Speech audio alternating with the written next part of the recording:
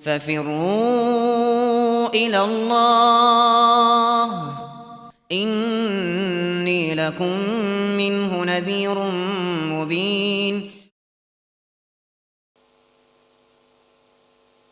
Alhamdulillahi Rabbil Alamin.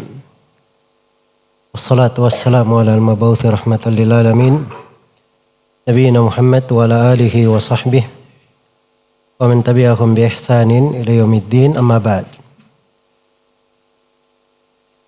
Baik, kita masih melanjutkan pembahasan Kitabul Buyu' dari Kitab Bulughul Maram min Adillatil Ahkam karya Al-Hafidh Ahmad ibn Ali Ibnu Hajar Al-Asqalani rahimahullahu ta'ala. Masih di bab tentang syurut al-buyu' dan manuhiya anhu. Kemudian hadits berikutnya di sini dikatakan oleh penulis rahimahullahu ta'ala, Wan Jabir bin Abdullah radhiyallahu anhuma annahu kana la jamalin lahu qad a'ya arada sayyibahu. Dari Jabir bin Abdullah radhiyallahu anhuma, beliau berkata bahwa beliau pernah di atas seekor unta yang sudah letih, sudah tidak sanggup untuk berjalan. Arada ayyusayyibahu, maka Jabir ingin melepaskannya. Qala falahiqani an-nabiy sallallahu alaihi wasallam fada'ali wa darabahu. Kata Jabir, maka Nabi sallallahu alaihi wasallam mengejar saya. Ini dalam perjalanan bersama, Nabi mengejarnya, menunjukkan bahwa Nabi SAW tidak di depan, beliau di belakang. Pada Ali wa darabahu, maka Nabi SAW mendoakan untukku dan memukul unta itu. Fasara sayran lam yasir mithlahu, maka unta ini pun dia berjalan dengan perjalanan yang dia tidak pernah seperti itu. Yang kembali untanya menjadi bugar, menjadi segar. Berjalan malah lebih sehat dari sebelumnya. Tidak pernah berjalan semisal itu. Menjadi kuat untanya. Faqala bi'nihi bi'ukiyah. Nabi SAW bersabda, juallah unta itu dengan harga 1 uqiyah. Qala qultu la, maka kata Jabir, tidak. Tsumma qala bi'nihi, kemudian Nabi berkata, juallah kepadaku. Jadi 2 kali. Barulah Jabir menjualnya. Kata beliau, fabi'tuhu bi'uqiyah washtarattu humlanahu ila ahli. Maka saya jual unta itu dengan harga 1 uqiyah dan saya syaratkan bahwa nanti untanya diterima setelah saya diantar ke keluargaku. Setelah mengendarai unta ini sampai ke keluarganya. Bahasa lainnya ini di perjalanannya. Jadi Jabir menjualnya dengan syarat Jabir tetap memakainya sampai tiba di kota Madinah. Sampai tiba di kota Madinah. Falamma balagtu ataituhu bil jamal. Begitu saya tiba di kota Madinah, maka saya bawa unta itu kepada Nabi sallallahu alaihi wasallam. Fanaqadani samanahu. Maka beliau pun membayar harganya kepadaku secara nakdan, cash. Raja'tu, kemudian kata Jabir, saya kembali setelah itu. Arsala fi athari, Maka Nabi mengutus seorang mengikutiku. Yang setelah Jabir pergi, Nabi utus orang lain untuk mengejar Jabir supaya memanggil Jabir kembali. Faqala aturani makastuka liakhudha jamalak.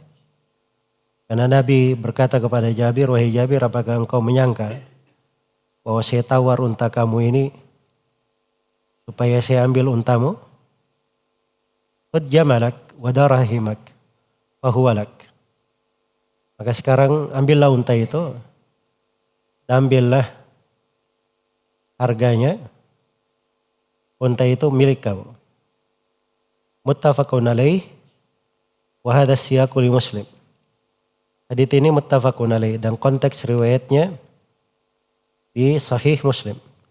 Konteks yang dibawakan oleh penulis di sini ini dari Sahih Muslim. Baik. Di sini penulis rahimahullah membawakan hadits ini masih terkait dengan pembahasan syarat-syarat jual beli. Syarat lebih detailnya dikatakan asyurut fil bai'. Syarat ketika terjadi pada suatu transaksi. Apakah dibolehkan atau tidak? Iya. Itu dasar kajian beliau di sini. Baik, saya detailkan dulu kalimat yang perlu diterangkan dari hadits ini. Adapun sahabat hadits ini sudah berlalu, Jabir bin Abdullah bin Amr bin Haram radhiyallahu anhuma. Sahabat yang mulia, salah satu dari 7 orang sahabat yang paling banyak meriwayatkan hadits. Salah satu dari 7 orang sahabat yang paling banyak meriwayatkan hadits. Siapa 7 orang yang paling banyak meriwayatkan hadits? Baik, kata Suyuti rahimahullah, wal mukthiruna fi riwayatil athar Abu Hurairah yalihi Ibnu Umar wa Anasun wal habru kal khudri wa Jabirun wa zaujatun Nabi. Orang yang paling banyak meriwayatkan athar ada 7 dari sahabat.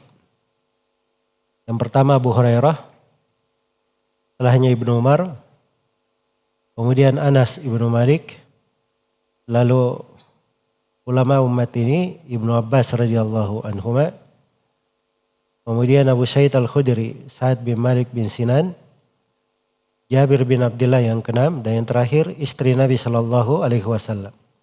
Siapa istri Nabi? Aisyah radhiyallahu anha. Baik. Jadi Jabir di sini bercerita ini kejadian di dalam kembali dari sebuah peperangan.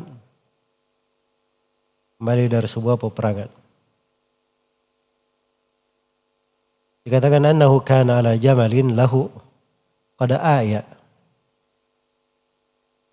Jabir itu menunggangi untanya pada aya. Aya itu artinya sudah tidak sanggup lagi. Iya. Sudah lemah. Maksudnya kalau dikatakan qad aya itu artinya sudah tidak bisa ditunggangi. Dibawa ke arah itu sudah tidak mampu lagi.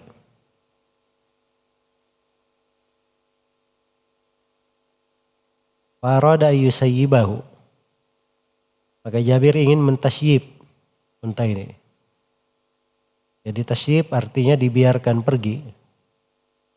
Karena sudah tidak bisa dimanfaatkan lagi.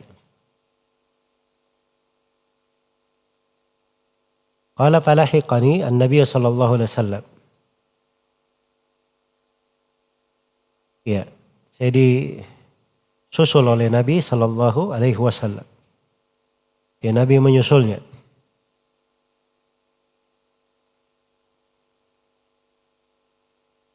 Ini dari perhatian Nabi sallallahu alaihi wasallam ya terhadap para sahabatnya, khususnya ini dalam peperangan ya, terhadap pasukannya. dilihat apa yang diperlukan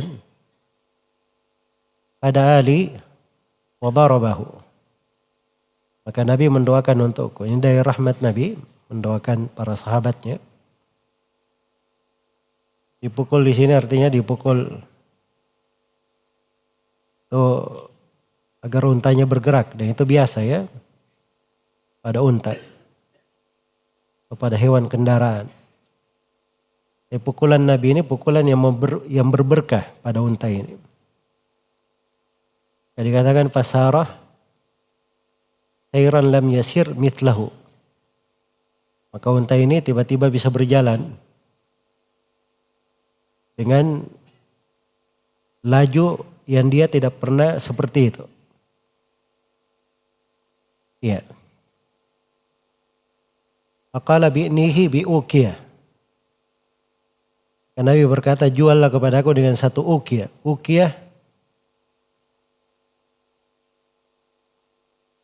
Ukiyah itu jumlah dirham ya, jumlah dirham. Mata uang dirham. Ukiyah itu di masa dahulu jumlahnya 40 dirham. Di masa dahulu. Dan satu dirham itu 1/2 mithqal ditambah 1/5. 1/2 ditambah 1/5. Dan satu mithqal itu sendiri, itu jumlahnya kalau sekarang 4 gram seperempat. 4 gram per 4. Hitungan enaknya itu kalau dikatakan, kalau dihitungan nisab emas itu 200 dirham. 200 dirham itu 595 gram. Kalau dia 40 berarti dibagi 5. 595 bagi 5 berapa? Hah? Sama sekali antum menghitung ini. Hah? 119. Baik, jadi satu ukiyah 119 berapa? 119 gram. 1 gram sekarang berapa harganya? Kemarin baru-baru saya lihat harganya 10.000 berapa begitu? 10. Anggaplah 10.000. Jadi 119.000 rupiah saja harganya. Karena memang nisabnya harta yang disakati itu 5 ukiyah. 5 ukiyah itulah 200 gram. 200 dirham. 200 dirham itu sama dengan 595 gram. Jadi satu ukiyah artinya 119 gram. Satu ukiyah. Baik, harganya cuma satu ukiyah saja. Kalau di sekarang ini itu kan murah sekali. Kalau di masa dahulu nggak tahu ya Pak. Pas murah atau tidak. Yang jelas orang punya harta satu ukiyah, itu sudah ada kewajiban mengeluarkan zakat. Kalau sekarang sekitar 5 jutaan. 119 bukan 119.000 ya, tapi 1.019.000 ya. 1.019.000. Jadi untanya cuma harga 1 jutaan. Baik. Jadi awalnya ketika Nabi berkata jual satu ukiyah, kata Jabir tidak. Ini menunjukkan jual beli itu biasa ya. Kalau si penjual mau jual ya itu haknya, dia jual. Dia tidak mau jual itu hak dia juga. Iya. Itu asalnya jual beli. Berlaku untuk semuanya. Bahkan terhadap Nabi SAW juga, Jabir penjualnya, ketika berkata tidak mau, dia bilang tidak mau.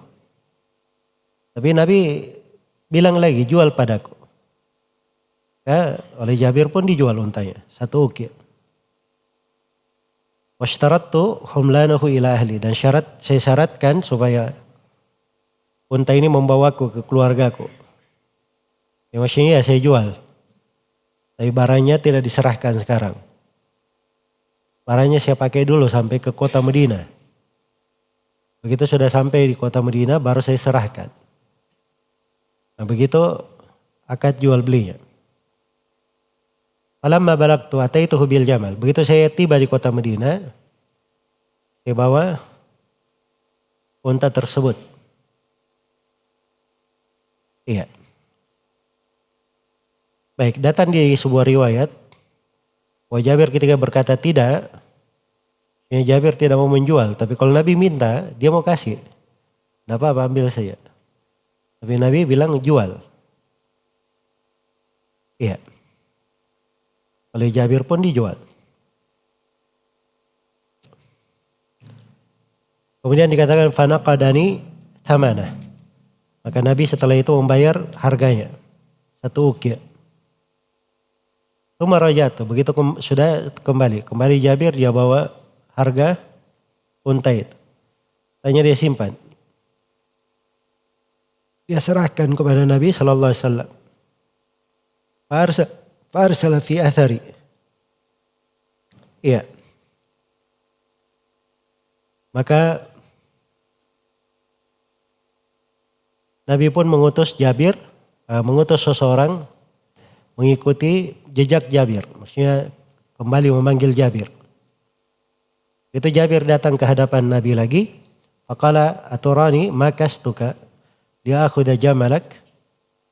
Kata Nabi, engkau menyangka saya menawar habis untamu agar supaya saya ambil untamu. Jadi ini nampak ya bahwa Nabi itu membeli unta ini dengan harga 1 uqiyah. Itu bukan harga yang wajar. Harga murah sekali. Harusnya lebih daripada itu harganya. Tapi Jabir mau. Iya. Jabir mau. Jadi berjalan subhanallah. Iya. Dan setelah Jabir menjualnya dengan keridhaan dari dirinya, maka Nabi mengembalikan unta itu lagi. Kata beliau, khud jamalak wa darahimak. Ambillah untamu dan ambil pula uang harga 1 uqiyah itu. Uang perak harga 1 uqiyah, ambil. Fahuwalak, unta ini milik kamu. Semuanya milik kamu bersama dengan harga yang sudah dibayarkan. Iya. Muttafaqun alaih, hadits ini riwayat Bukhari Muslim. Dan konteks riwayatnya bagi Imam Muslim. Baik, sudah berlalu di pembahasan. Di awal pembahasan kita terangkan syarat-syarat jual beli. Bahwa jual beli itu dipersyaratkan beberapa syarat. Jadi disebut syurutul bai' namanya. Ya. Kita syaratkan adanya taradi, saling ridha, kepemilikan, harga, kejelasan dan sebagainya dari syarat-syarat yang sudah dijelaskan. Sekarang hadits ini menerangkan tentang asyurut fil bai', syarat pada jual beli. Beda ya antara syurutul bai' dengan syurutun fil bai'. Jadi bedakan. Syurutul bai' artinya syarat-syarat keabsahan jual beli. Kalau syurutun fil bai' itu syarat yang diikutkan di dalam sebuah transaksi jual beli. Iya. Contohnya misalnya kalau syarat jual beli itu harus saling ridha. Itu syarat jual beli. Tapi kalau syarat dalam jual beli seperti kisah Jabir ini. Saya jual untaku dengan syarat saya pakai dulu sampai ke kota Madinah. Jadi ada syaratnya. Syaratnya di atas akad. Tambahan pada apa? Tambahan pada akad. Jelas ya? Ini 2 hal dibedakan. 2 hal dibedakan. dan mensyaratkan syarat pada transaksi jual beli itu adalah hal yang diperbolehkan menurut pendapat yang lebih kuat. Walaupun akan datang nanti sebuah pembahasannya, kan kita kaji dari beberapa larangan menggabungkan transaksi jual beli. Ada mungkin sebagian hadits yang dipahami pengharaman atau tidak boleh. Dan kita akan kaji ya tentang riwayat itu ada kelemahan dan juga andai kata kuat itu pada makna tertentu yang diinginkan. Pada makna tertentu yang diinginkan. Tapi kalau syarat dalam jual beli itu sendiri, syarat pada jual beli asalnya dibolehkan seperti ini. Ini jelas ya hadits ini. Jabir mempersyaratkan dijual untanya dengan syarat dia pakai dulu sampai apa? Kota Madinah. Itu enggak ada masalah. Atau saya bilang misalnya saya jual mobil saya dengan syarat saya pakai selama 1 bulan. Tidak ada masalah. Atau saya berkata saya jual rumah saya dengan syarat saya tinggali dulu 1 tahun. Itu enggak apa-apa. Saya ke pasar misalnya, saya beli 1 karung beras. Saya bilang saya beli 1 karung beras dengan syarat kamu antar ke rumahku. Kamu antar ke rumahku. Nah, itu pensyaratan namanya. Jadi pensyaratan terhadap jual beli ini, syarat pada surut pada jual beli asalnya diperbolehkan, ada yang dibolehkan. Iya. Nah, ini yang dikaji di sini hadits ini dohirnya dibawakan oleh penulis untuk menyinggung tentang hal tersebut. Menyinggung tentang hal tersebut. Baik. Ya, saya beri beberapa pembahasan.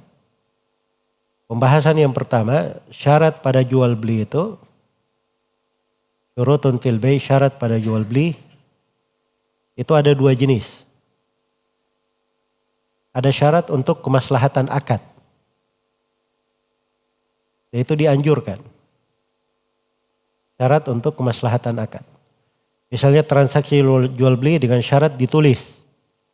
Misalnya. Atau disyaratkan jual beli dengan syarat dipersaksikan. Dipersaksikan. Itu syarat untuk kemaslahatan akad. Itu enggak ada masalah, dibolehkan. Kemudian ada syarat kembali kepada maslahat kedua belah pihak. Nah, ini pada hal yang mubah asalnya dibolehkan. Karena Nabi SAW bersabda al-muslimuna ala syurutihim. Kaum muslimin itu sesuai dengan syarat-syarat mereka. Kalau mereka mensyaratkan sesuatu, mereka memenuhinya. Baik. Kemudian yang kedua, syarat pada jual beli itu, syurut fil bay', syarat yang dipersyaratkan atas suatu transaksi jual beli, itu terbagi 2. Ada syarat yang mu'tabara, syarat yang diterima, dianggap syah, sahihah. Ini enggak ada masalah, yang mubah, asalnya boleh. Dan ada syurut yang batila, yang mulgha, tidak dianggap. Iya. Misalnya, saya jual mobil saya ini, tapi dengan syarat kalau kamu jual lagi, maka harus kejual ke saya. Tidak boleh jual ke orang lain. Ini boleh atau tidak? Syarat batil, tidak boleh. Sebab itu bertentangan dengan mana akad jual beli. Kalau akad jual beli, orang sudah menjual, konsekuensi dari akad, hak dia mau dia jual kemana saja. Mau dijual kepada si penjual, kepada orang lain, kepada tetangganya, kepada anaknya, kepada Orang jauh, orang dekat, orang di ujung dunia, di ujung bumi, mau dia jual di planet Mars, itu urusan dia. Jelas ya? Tidak ada yang, karena itu konsekuensi dari akad. Kepemilikan penuh di tangannya. Kalau dia syaratkan, dia jual harus balik lagi ke dia kalau mau dia jual.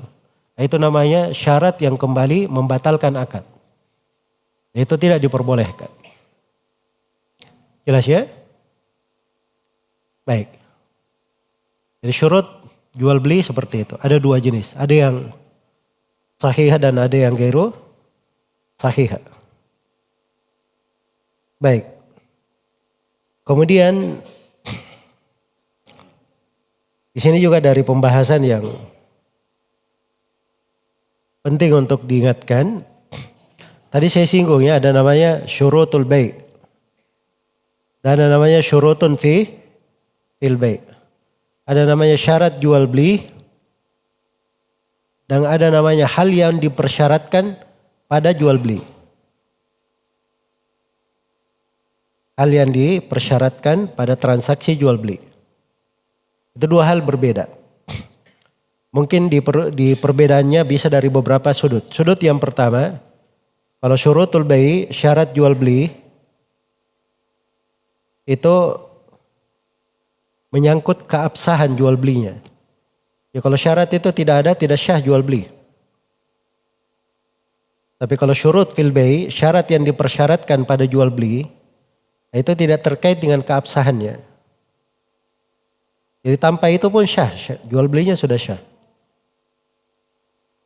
Jual belinya sudah syah. Baik. Perbedaan yang kedua, kalau syurutul bai', syarat jual beli, syarat-syarat itu semuanya datangnya dari syariat, dari Allah dan Rasulnya. Nah jual beli syah dengan taradi, salin ridha, itu Allah yang persyaratkan dalam Al-Quran.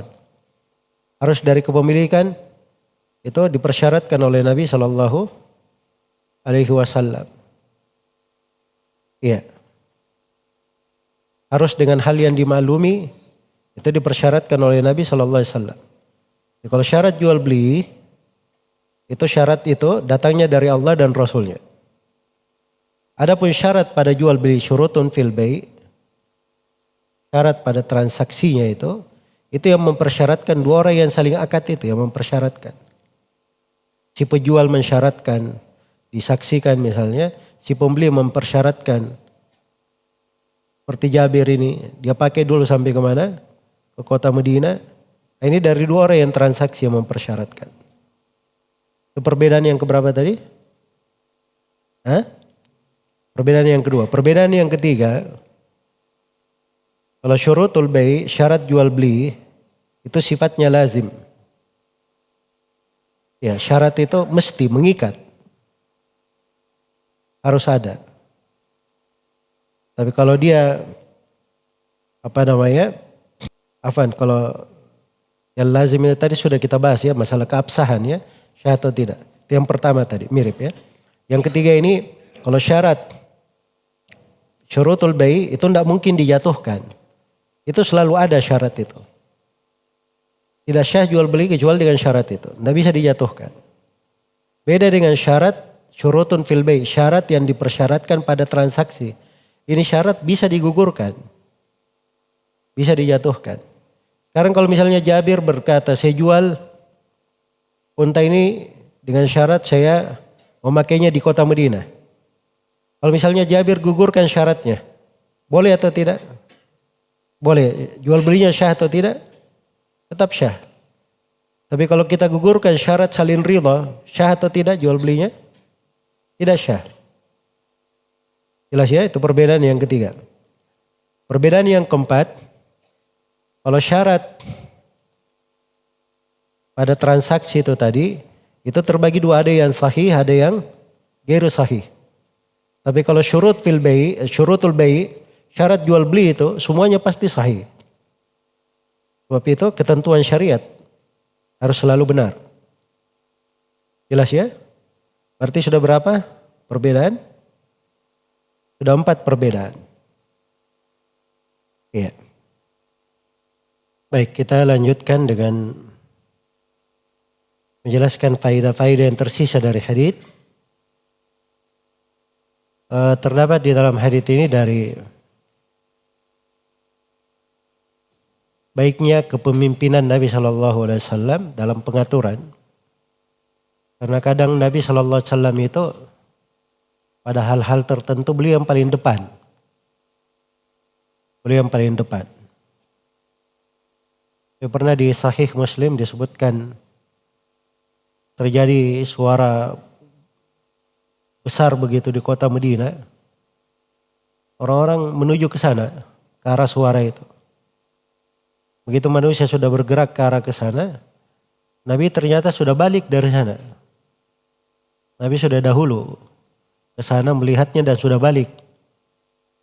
Dan beliau berkata, lam tara'i. Kalian tidak perlu khawatir. Nah itu disebut dari keberanian Nabi SAW. Tapi kadang Nabi SAW seperti dalam hadits ini, beliau berada di belakang.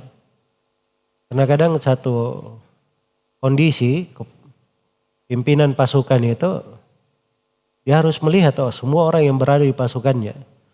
Paling ada yang terluka misalnya, ada orang yang sakit, ada ini, harus dia periksa. Jadi itu mungkin keberadaan Nabi SAW berada di belakang pasukan ini. Dan terdapat di sini rahmat Nabi SAW dan kelembutan beliau terhadap para sahabatnya.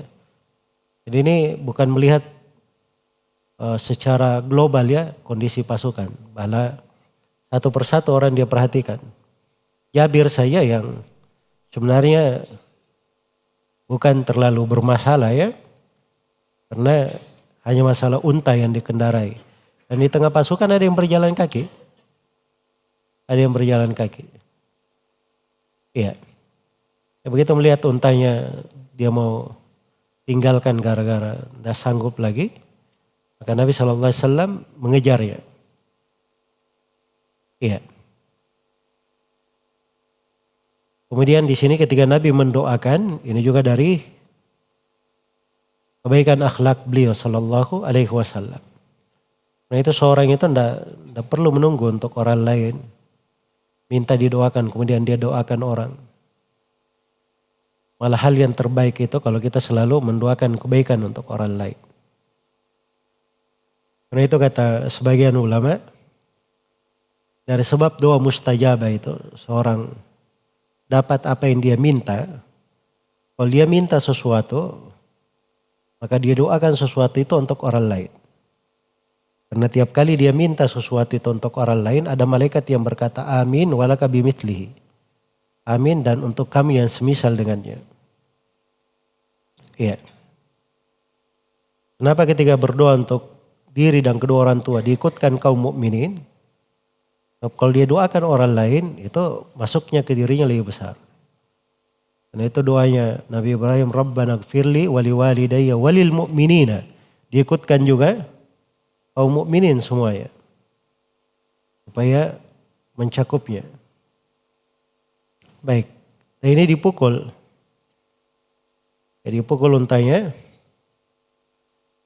oleh Nabi SAW ini dari tanda kenabian ya. Nabi SAW. Nah itu hadits ini disebut juga oleh guru kami Syekh Mukbil di dalam kitab Dalail An-Nubuwah, dalil kenabian. Di unta yang kurus yang sudah tidak mampu berjalan, harusnya sudah ditinggalkan, cuma dipukul oleh Nabi SAW, untanya bisa apa? Untanya bisa berjalan. Iya. Dan di sini juga terdapat syariat mengambil sebab. Ya sebenarnya unta itu kurus dipukul begitu. Ya. Dengan dipukul dia tadinya sudah tidak bisa berjalan kan. Tapi kadang pada sebagian pukulan itu menyebabkan hewan yang tadinya sudah lemah bisa apa? Bisa semangat lagi. Bisa bergerak lagi. Itu diambil sebab oleh Nabi SAW Dan Allah berkahi pada pukulan beliau, berjalan untanya dengan sangat cepat. Itu mengambil sebab syariat pada para nabi, orang-orang salih. Karena itu Nabi Nuh alaihi salam, Allah maha mampu menyelamatkan beliau dan kaumnya tanpa membuat perahu. Tapi karena mesti mengambil sebab, diperintah untuk membuat perahu. Bagaimana Maryam, Allah maha mampu, rutop itu, korma-korma kuning itu turun langsung di depannya. Tapi karena memang ketentuannya mengambil sebab, diperintah untuk menggerakkan dari pohon kurma itu supaya berjatuhan. Diperintah untuk mengambil sebab. Iya. Maka semuanya itu dengan sebab. Innamal ilmu bitta'allum wal hilmu bittahallum. Ilmu itu didapatkan dengan mempelajari. Ada sebabnya, dia belajar. Upaya untuk itu. Dia punya hilim, sifat terpuji, tidak tergesa-gesa itu dengan melatih diri. Dengan melatih diri. Dengan tahallum. Kemudian di dalam hadits ini juga terdapat bolehnya jual beli dari seorang pemimpin kepada rakyatnya. Dari kepala negara, imam, boleh dia beli dari rakyat, boleh, nggak ada masalah. Dari seorang yang lebih tinggi kedudukannya, dia beli dari yang di bawahnya, boleh saja. Iya. Dan terdapat bolehnya menawar di dalam jual beli. Karena Nabi SAW menawar ya. Menawar di dalam hal tersebut. Ya, dan ini perkara-perkara kembali kepada kebiasaan. Baik, dan di sini terdapat seperti kaidah yang disebut oleh Ibnu Rajab rahimahullah, bahwa boleh seorang manusia, boleh seorang itu memindahkan kepemilikan, transaksi pindah kepemilikan dengan memperkecualikan sebuah manfaat dimaklumi pada waktu yang telah dimaklumi. Itu kaidahnya. Pada jual beli transaksi ada berpindah kepemilikan. Dan boleh dia persyaratkan sebuah manfaat. Tapi manfaat ini waktunya dimaklumi. Jangan dia berkata misalnya saya jual rumahku ini dengan syarat saya tinggali. Ditinggali sampai kapan? Ya kalau enggak jelas ditinggali sampai kapan, nah itu bukan jual beli namanya. Jelas ya? Tapi kalau dikatakan saya tinggali selama 1 bulan, atau saya tinggali selama 1 tahun untuk cari rumah baru dulu. Ya. Kalau dia bilang saya mau bekerja sedikit untuk menambah lagi uang saya, guna beli rumah yang lain. Itu enggak apa-apa kalau dia sebut. Yang jelas dia harus sebutkan hal yang jelas. Kalau dia tidak sebut waktunya kapan, berapa lama, itu namanya tidak jelas. Tidak jelas. Dan pada akad yang tidak jelas seperti ini tidak diperbolehkan. Tidak diperbolehkan. Baik. Dan terdapat bolehnya melakukan akad transaksi walaupun barangnya belum dipegang. Walaupun barangnya belum dipegang. Tapi ini dengan syarat barang itu bukan barang ribawi. Dan itu bukan bai'us salam atau bai' fil dhimma. Transaksi yang berada di tanggung jawab. Nah, itu lain pembahasannya kalau itu ya. Kalau balan ribawi itu harus saling kontan cash. Kalau bai' fil dhimma, jual beli yang sifatnya di atas tanggung jawab, kalau dia bai'us salam harus dia serahkan modalnya di depan. Iya. Jelas ya? Kalau dia istisna, maka boleh dia tidak langsung menyerahkannya sepanjang sudah jelas semuanya. Itu ada rinciannya. Ya, pembahasan jual beli itu kadang agak rumitnya itu ketika dikompromikan dengan bentuk-bentuk jual beli yang lain. Ya, makanya antum jangan kadang gambarannya sama tapi hukumnya berbeda. Serupa tapi tidak sama. Itu banyak hal yang seperti itu di pembahasan jual beli. Kadang masalah-masalah detail tidak bisa dibedakan. Akhirnya dia salah memberikan hukum. Ya. Karena itu saya bedakan tadi ya bahwa ini asalnya di hadits Jabir ini. Asalnya seseorang itu boleh transaksi. Belum dia pegang barangnya, belum dia bayar. Tapi akadnya sudah terjadi. Ya, saya beli untamu dengan harga 1 uqyah. Kata Jabir, ya saya jual. Tapi dengan syarat saya pakai sampai kota Madinah. Nabi belum bayar 1 uqyahnya. Jabir belum menyerahkan untanya. Tapi akad sudah terjadi, sudah syah. Sudah syah. Sebab unta bukan barang ribawi. Bukan barang ribawi. Jelas ya? Tapi kalau saya katakan saya jual emas ini 100 gram dengan harga 100 juta. Ya. Saya pakai dulu 1 tahun sebagai hiasan, nah itu tidak boleh. Sebab ini barang ribawi, harus dibayar, harus diserahkan. Syaratkan takabut, saling pegang. Jelas ya?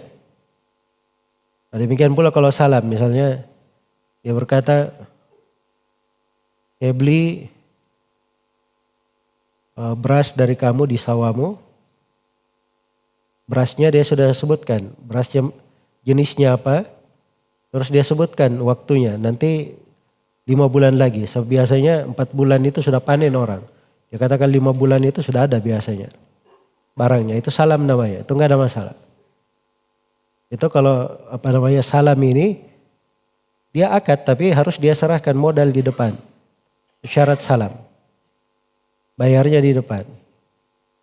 Kalau dia tidak bayar di depan, dia tidak masuk di kategori pembahasan salam. Dia bentuk akad transaksi lain.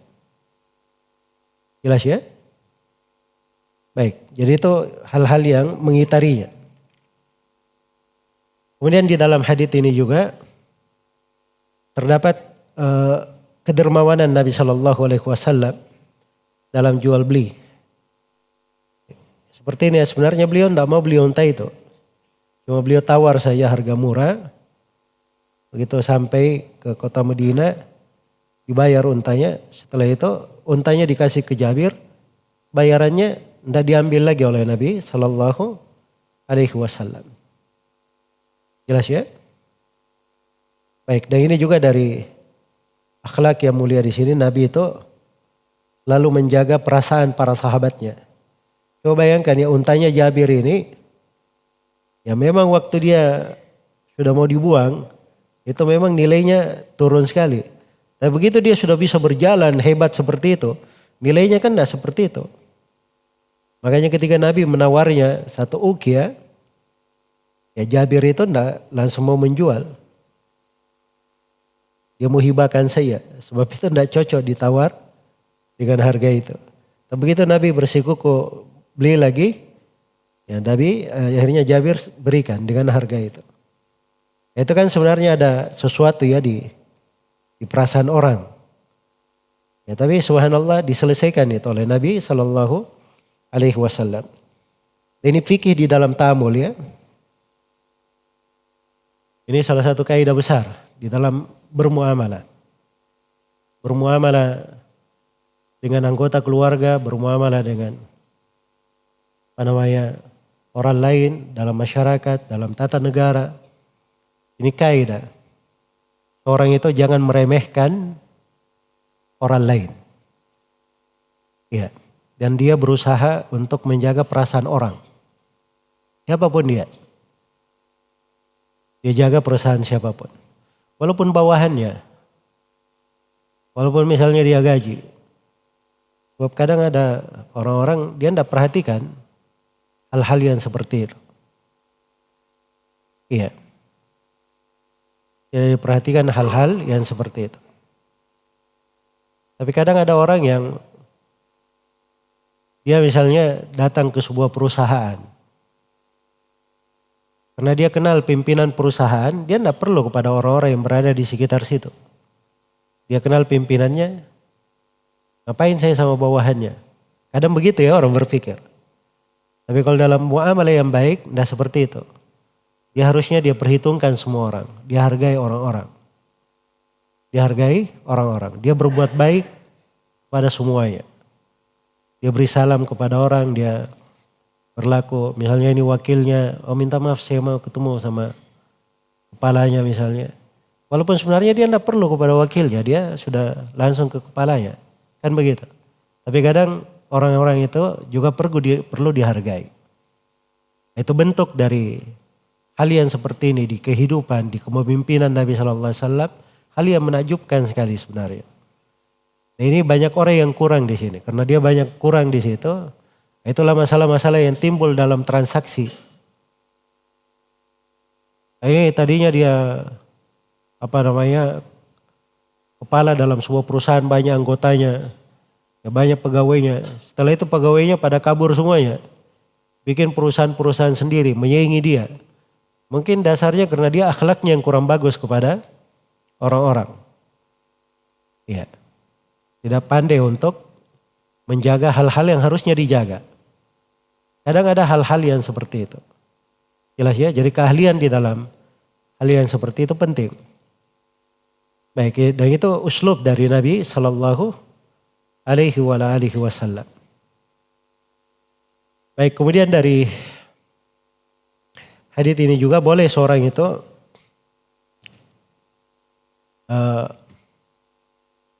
meninggalkan kendaraan atau meninggalkan hewan yang memang tidak diperlukan lagi.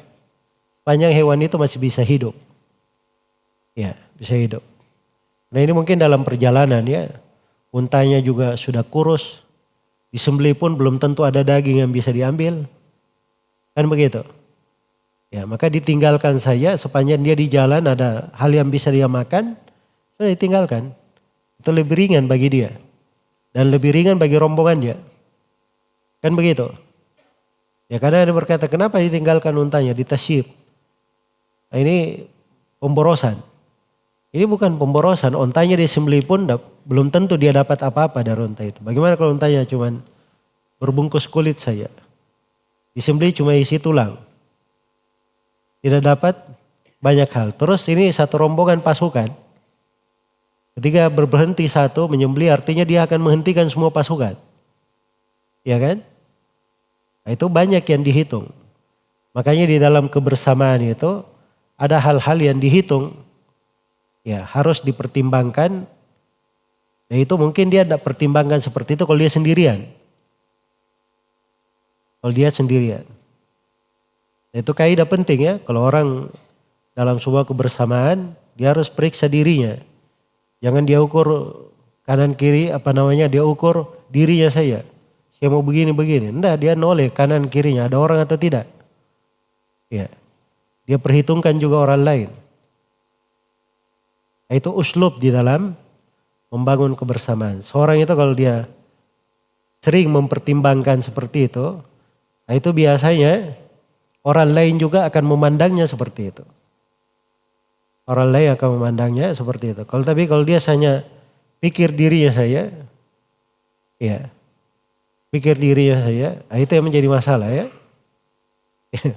Kadang ini simple ya, tapi kadang-kadang terjadi juga. Ada hidangan makan misalnya, jumlah makanannya terbatas. Tapi yang hadir untuk makan banyak. Yang di depan ini sudah terlanjur dia di depan. Ya dia ambil makanan, dia kasih bumbung semuanya sampai tinggi. Bisa makan untuk beberapa orang. Harusnya dia mikir ini di belakang dia ada banyak orang. Begitu. Seorang itu keberkahan itu ada pada. Kalau diambil sedikit misalnya mungkin itu lebih banyak berkahnya daripada diambil banyak. Ya maka ini hal-hal yang seperti ini ada di dalam kehidupan Nabi Sallallahu Alaihi Wasallam. Baik, Kemudian di dalam hadits ini juga terdapat bahwa penyerahan barang yang dijual itu masuk di dalam tanggung jawab orang yang menjual. Karena itu ketika sampai di kota Madinah, Jabir yang datang membawa untanya kepada Nabi. Bukan Nabi yang mendatangi Jabir, mana untamu? Tapi Jabir yang mendatanginya. Ya, jadi si penjual itu harusnya dia jangan membuka celah untuk dirinya. Oh, ini sudah dia jual. Ya, di mana kamu? Oh, saya istirahat 3 hari. Gak seperti itu ya, tapi dia segera. Dia selesaikan masalahnya. Ya, itu harusnya ya di dalam transaksi seperti itu. Jangan hal-hal yang merupakan tanggung jawab kita terlalu lama kita simpan. Itu tidak bagus ya, harusnya cepat kita bereskan. Hal yang merupakan kewajiban kita dan tanggung jawab kita. Baik. Dan terdapat di dalam hadits ini bolehnya seseorang itu mengambil hadiah kalau memang dia bukan orang yang mengejarnya ambisi terhadap hadiah itu. Yang dilarang itu ambisi ya, tapi kalau dia tidak berambisi dikasih begitu, tidak ada masalah. Jabir kan tidak ada ambisinya. Dilihat oleh Nabi, untanya didoakan bagus oleh Nabi SAW. Ya, dibeli untanya, begitu sampai di Madinah, untanya dikembalikan, harganya sudah dikasih ke Jabir. Tambah lagi hadiah. Jadi Jabir ini untungnya sudah berlipat-lipat ya. Untanya sudah menjadi unta bagus lagi. Dia dapat lagi harga untanya, kemudian dia dapat lagi unta itu. Ya, itu semuanya dia dapatkan dari Nabi SAW. Dan Nabi kepala negara. Jadi itu kalau diberikan oleh kepala negara tanpa dia minta, itu enggak ada masalah. Ya. Baik. Wallahu ta'ala alam.